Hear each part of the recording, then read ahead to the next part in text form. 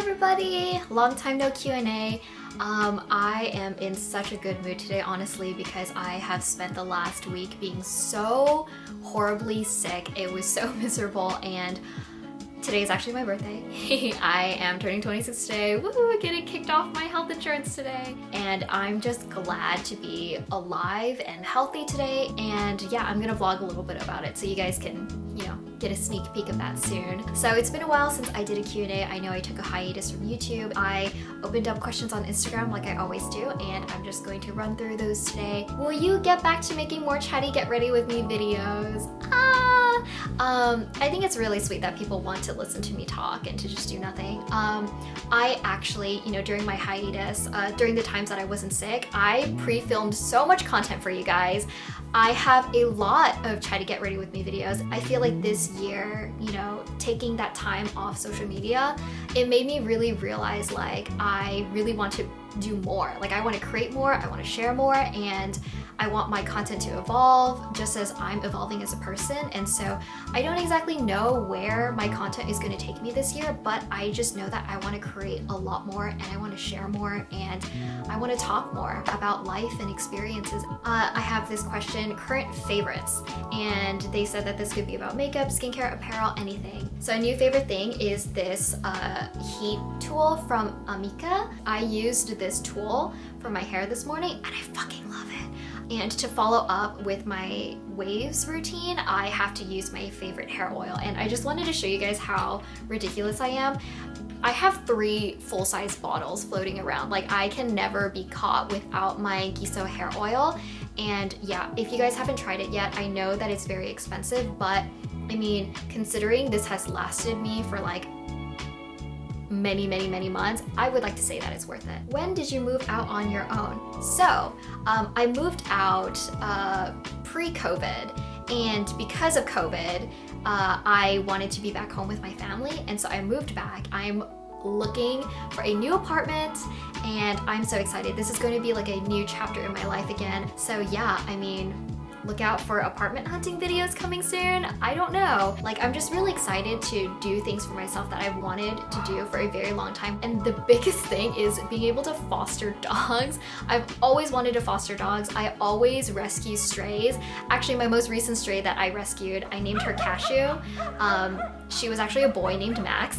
I was totally off, but Cashew was at my house a couple weeks ago, and I always foster stray dogs, and I've always wanted to join like an official program. I know that as soon as I move into my apartment, I'm going to have like a million little dogs running around, and I'm just gonna be so excited.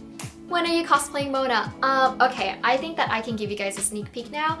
I already did. I filmed content and I did a water gun fight at a giant water fountain with a bunch of my friends in LA. It was super fucking fun. I have the video coming out soon, so stay tuned for that. Will you stream Genshin again? Yes, I will. I promise. I'm so sorry that I haven't streamed Genshin in so long. Life has been fucking insane, and I got really sick, and I'm currently super sick still. The makeup and the glam hides all, but rest assured, I'm about to pass out. I miss it a lot. I love streaming Genshin. I love my community. I love talking with everybody. Yes, most definitely I will be streaming Genshin again. When that will be, I'm not sure. I'm actually going out of town soon. I'm going on a trip with my favorite girl in the world, Ayumi, and I'm gonna vlog that also. What was the last book that you read?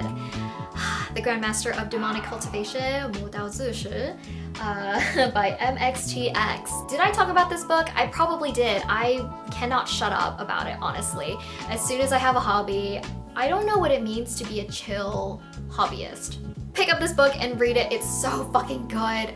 Or watch the animated version. It's all good stuff. I actually just got volume 2, and I'm so silly. I actually accidentally bought 2 copies because I pre-ordered it like months ago and I forgot that I pre-ordered it, and then last week I was like, oh, it's coming out, I have to pre-order it. So I pre-ordered it twice, and then I got 2 books, so. So how are you feeling after the last few weeks? So honestly, the past few weeks have been incredibly tough.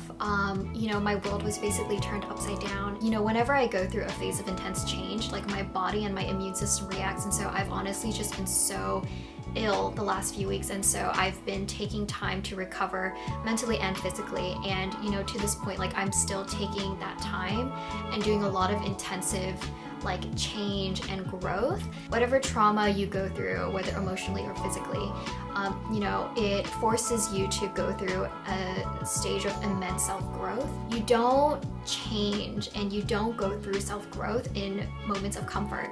You have to be uncomfortable and you have to accept that pain so that you can continue to grow and evolve and be constantly the best version of yourself. And so I had just been, you know, taking a lot of time off social media to, you know, focus on like healing myself. A couple of books that I was reading, you know, over the last couple of months actually did come in super handy for this moment of intense change.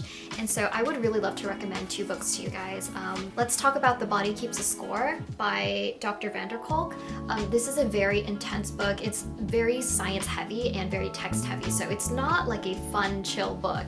And what are these Polaroids? Oh my goodness! I love leaving random bookmarks, and I just found these Polaroids of my sweet friend Matt Moisenko getting tattooed. That's really, really cute. I guess I was reading this book while he was getting tattooed. I'm pretty open about talking about like mental health and growth and change, you know, here on this channel. And, you know, I want to destigmatize the word trauma. Like everybody has trauma, whether it's big or small, by understanding the scientific reasoning behind trauma and how the body has a physiological reaction. This has been incredibly helpful because for me personally, I go through very intense anxiety attacks, and to have been able to study what's actually going on during those times when the trauma brain takes over and shuts down, it's really comforting to know like, okay, it's not as scary as it was before because I know physically what's happening in my brain. It's shutting down, but that's okay. We're gonna ride this out and it's going to be, you know, we're gonna figure this out. It's not forever. And so this book has been really helpful in understanding trauma. The other book that I've been really, really, really enjoying recently is How to Do the Work by Dr. Nicole LePera. I'm only like 1/3 of the way in, but this book has been so eye-opening in, you know, just looking back in your past and, you know, analyzing all of the things that create the person that you are today.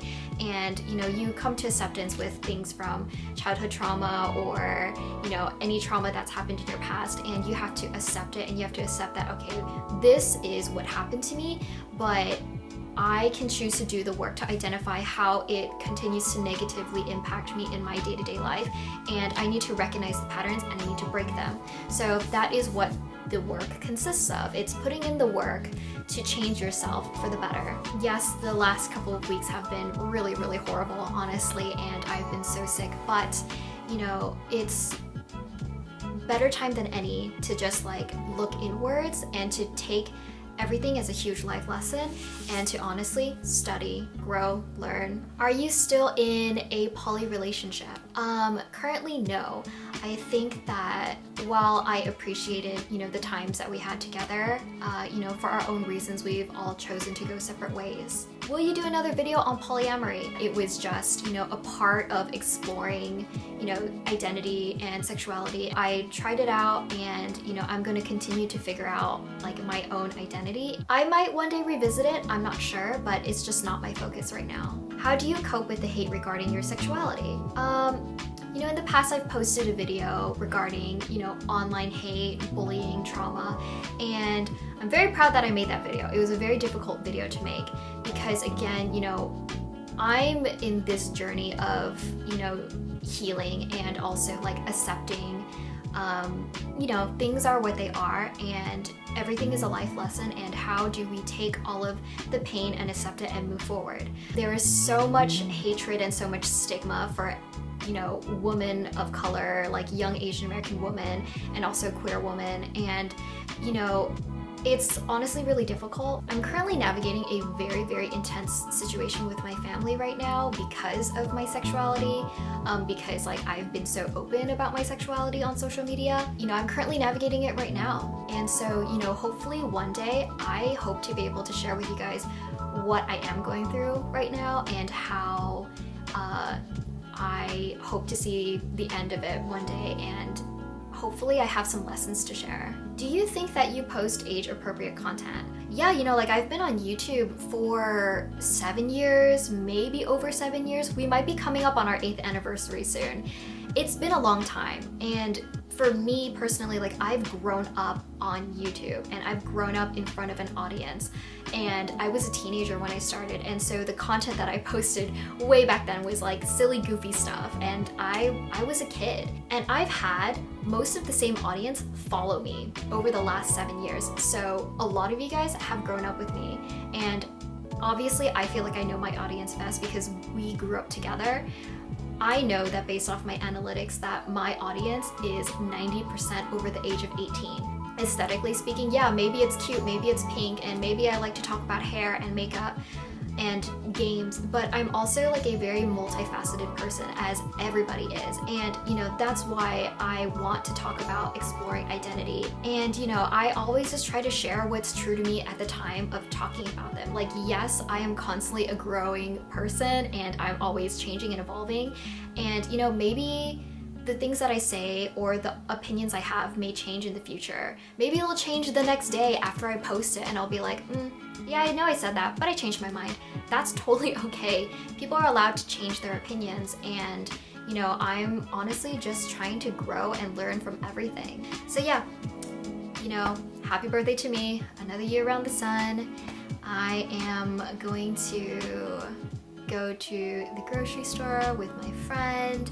We're going to pick up some ingredients so that I can make my cute little charcuterie board. Thank you guys so much for watching. Thank you guys for having this conversation with me, and you know, we're back on regularly scheduled content after this. So look forward to Mona, look forward to other things, chatty videos, vlogs, other stuff, who knows? I don't know, the world is my oyster at this point. So yeah, thank you guys so much for watching, and I will see you guys again next weekend. Bye.